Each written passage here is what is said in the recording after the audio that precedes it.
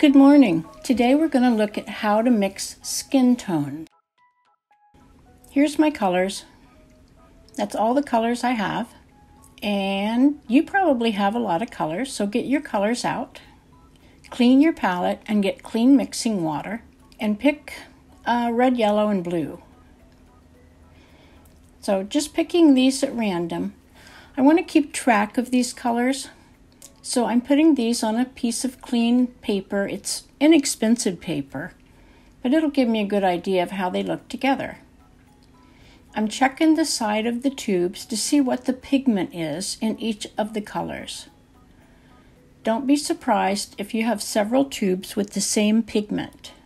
They can have different names and be slightly different shades, but if it's the same pigment, it's going to react the same.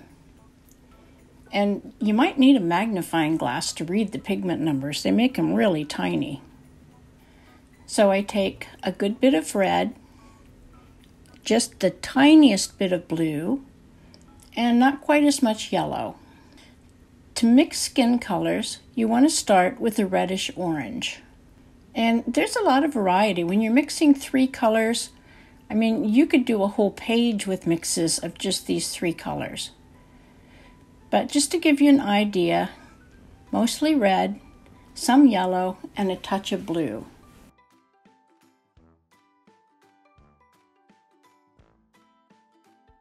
And I start with that, and then I just dipped my brush in the clean water and I keep going. And I dipped it in, so I'm diluting these things a tremendous amount. I want to see what it looks like when there's just a hint of paint left in the water.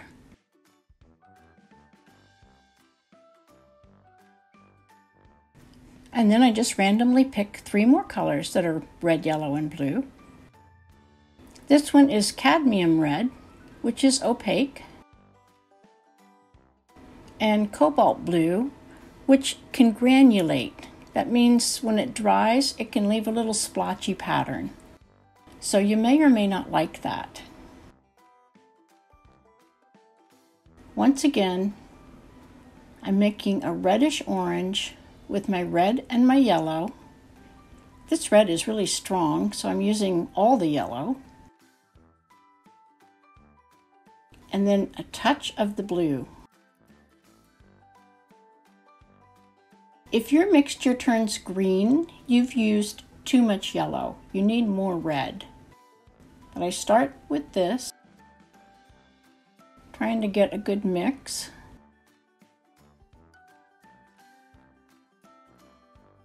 And I'm not dipping back into it. I'm just totally diluting it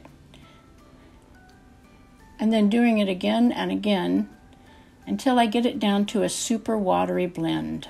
So you can see you don't need much paint in the light skin tone areas. And here's 3 more colors. This is Pyrrole Red, which is another good red. I'll put a little bit about the colors underneath the video or in the lesson. But instead of focusing on trying to get the perfect color, in this video I want to focus on how you can take the colors you have and mix skin tones. Because I don't think there is a perfect color.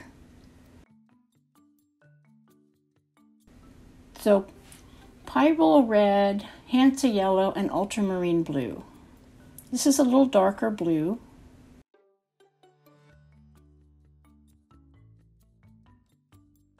And I'd like to do, at least 4 or 5 different mixtures. You could do a dozen, because you could use the Pyrrole Red with the other yellow, or you could do these 2 red and yellows with Cobalt Blue. So you could do a lot of skin tones. Next, I'm going to get out raw sienna and burnt sienna. Both of these are pigment brown number 7. Raw sienna is more transparent, and it's often used as a base for skin tones.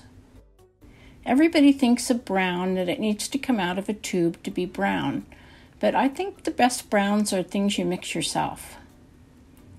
It just takes a little practice. And here's burnt sienna. The issue I have with burnt sienna is that it's a little muddy in mixtures and it tends to granulate.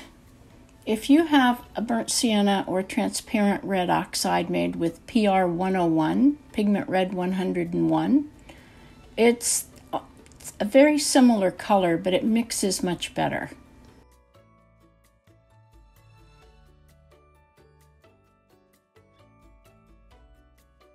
Okay, now I'm doing an orange and a blue.